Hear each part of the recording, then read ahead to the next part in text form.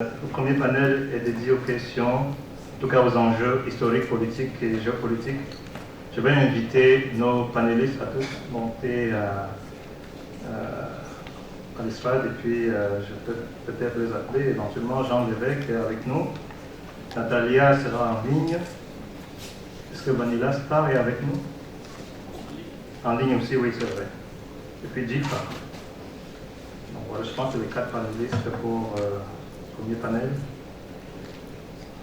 Habituellement, on présente les panélistes avant de leur donner la parole. Mais vous avez dû voir dans le programme, c'est vraiment un marathon. Et comme c'est un marathon, on va un peu essayer de sauver du temps en faisant l'économie des aspects protocolaires. Je me permettais tout simplement de donner l'institution de rattachement. Et puis, lors des discussions, éventuellement, les panélistes pourront peut-être compléter leur présentation si leur intervention est associée justement à leur profil. Donc, ça fait à peu près une dizaine de minutes de présentation, d'intervention. Mais on va essayer de mettre l'accent sur les interventions après, disons l'échange après chaque colloque. Donc, chaque panel, ce qu'on va faire, c'est qu'on va procéder à une série de 4 interventions. Je poserai une question à la fin à chaque panéliste, pas pour qu'il réponde tout de suite, mais pour qu'il prépare un tout petit peu sa réplique après les 4 interventions. Et si vous avez des interventions en ligne ou des questions, je suppose qu'il y a une personne en ligne qui prend pour nous les questions qui seront adressées par clavardage, en tout cas le chat en ligne. Donc voilà à peu près comment on va procéder. Donc sans plus attendre, je vais d'abord passer la parole à professeur Jean Lévesque, qui est professeur à l'Université du Québec à Montréal, pour un maximum de 10 minutes. Je demande aussi aux panélistes s'ils veulent avoir plus d'interaction avec le public, entre guillemets, ils peuvent faire des interventions en 5 minutes et puis de laisser le temps à la discussion. 10 minutes, c'est déjà assez court, mais je vous laisse faire le temps que vous pouvez.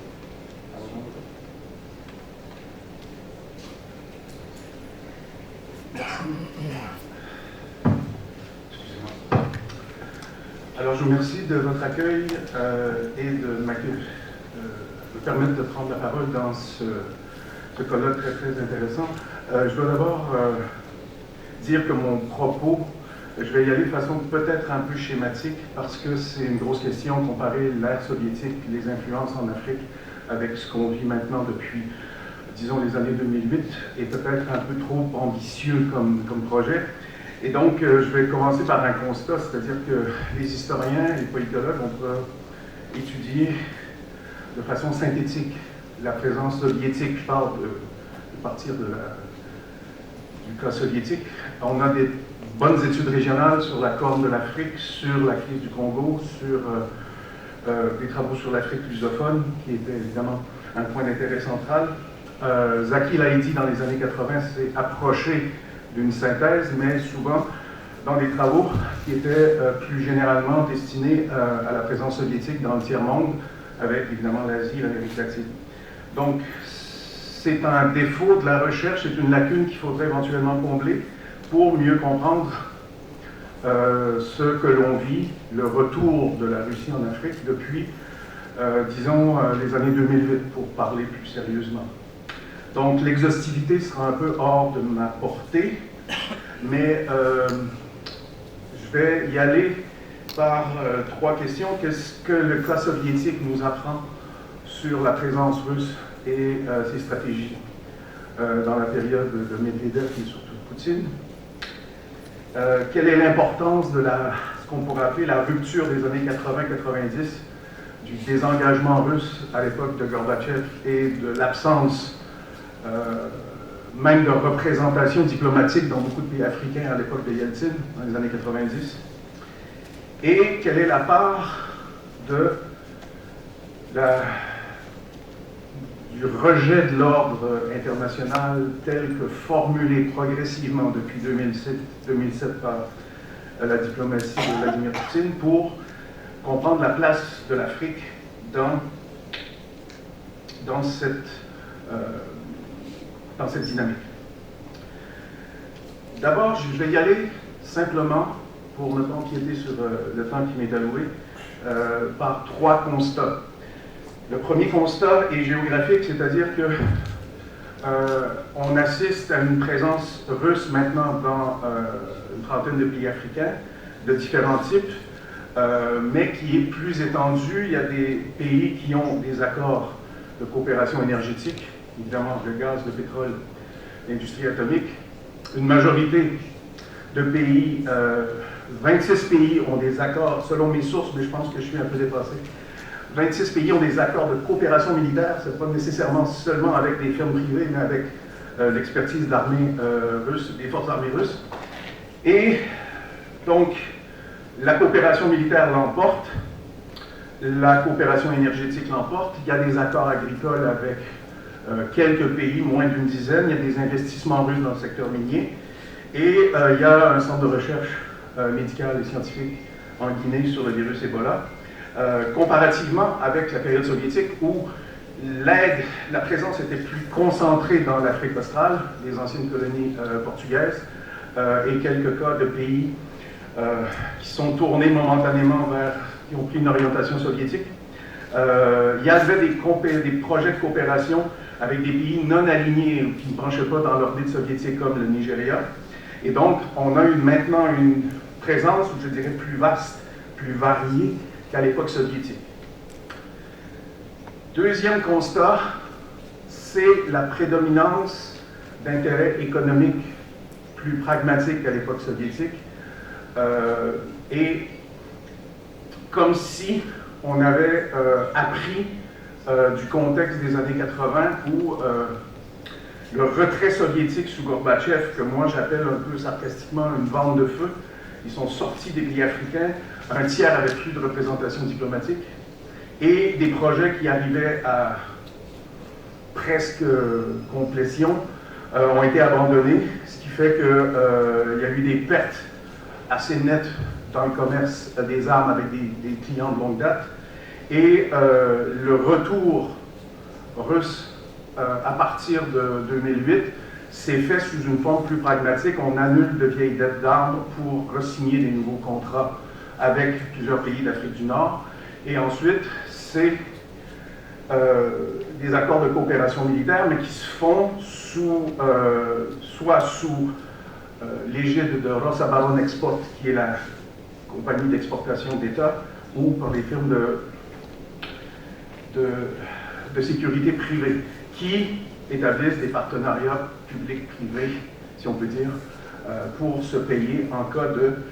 Donc, une approche plus pragmatique qui prend en compte le fait qu'il y a eu beaucoup d'espoir à l'époque de Khrouchtchev, ça a été plus pragmatique à l'époque de Brejnev, mais quand on s'est retiré par hyper-extension des intérêts soviétiques dans le monde, durant la révolution de Gorbatchev, on a perdu beaucoup et il y a une conscience d'un besoin d'un plus grand pragmatisme par rapport à ce qu'on a fait à l'époque soviétique.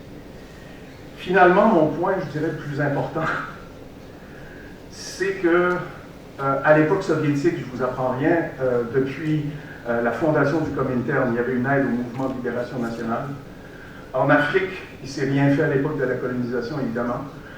Khrouchtchev a misé sur des pays émergents, le Ghana, l'Égypte de Nasser, le Congo, et pour un peu être déçu, alors qu'à l'époque de Brejnev, même si on le justifiait par une aide au mouvement de libération nationale, on a misé sur des pays qui ont fini par gagner leur guerre civile et s'aligner militairement sur l'URSS. Est-ce qu'on joue sur cet héritage idéologique? Je pense qu'il y a quelqu'un après moi qui va en parler directement. Si on se replace de façon plus précise dans le contexte, le retour à partir de 2008 s'est fait d'une façon pragmatique sans vraiment s'accompagner d'une remise en cause de l'ordre international. C'est des intérêts économiques et militaires qui priment. Sauf, j'apporterai ici une précision, c'est qu'à partir de 2007, la critique de l'ordre international post-guerre froide de Poutine a débuté par le discours de Munich, qui va se durcir à partir de 2011 et se durcir encore à partir de la crise de Crimée et de la crise du Donbass,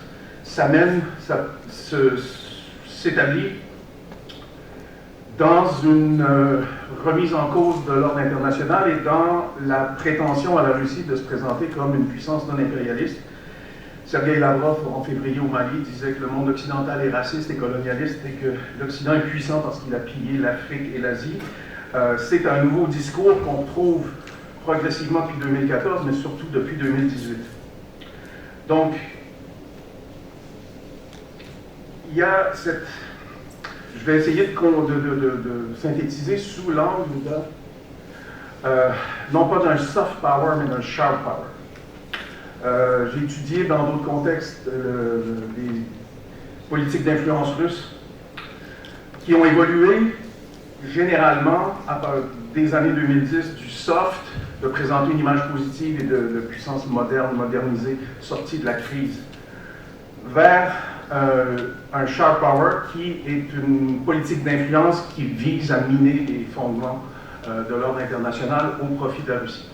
On le voit en Afrique subsaharienne avec un discours anti-français qui est souvent promu par des blogueurs, des influenceurs, souvent sur la liste de paye de Lobby Invest, qui est la société écran du groupe Wagner, une offensive contre les intérêts des anciennes puissances coloniales. Et on présente aussi son expertise à partir de la guerre de Syrie comme étant efficace pour la lutte contre le djihad. En plus, un des facteurs, on a une certaine absence de paternalisme avoué par rapport aux puissances occidentales. Et comme j'ai plus beaucoup de temps, je vais me permettre de conclure avec qu'est-ce qui peut arriver maintenant. Posez-moi pas trop de questions sur le groupe Wagner parce que je ne veux pas trop me faire attraper par l'actualité. Sauf que s'ils sont présents dans 25 pays, 24 pays africains, il est très probable qu'ils ont plus que 25 000 hommes. Les résultats des opérations militaires en Ukraine vont décider beaucoup de la continuité de l'influence. Il y a un tournant très clair à partir de 2011, mais surtout à partir du conflit de la Syrie. Et donc, la Russie maintenant joue un peu, si on compare les deux sommets Russie-Afrique, celui de 2019 à Sochi et celui qui s'en vient, où on veut miser sur des projets de traitement des eaux, sur l'intensification sur un recrutement d'étudiants africains vers les universités en Russie. Je vous rappelle qu'on pense qu'il y a eu à peu près 45 000 diplômés africains à l'université Lumumba depuis les années 60 et un nombre équivalent de ressortissants du Moyen-Orient. Donc, ce qui a créé des réseaux qui expliquent beaucoup de choses dans certains pays. Et donc, je vous remercie de votre attention et je laisse la parole à mes collègues.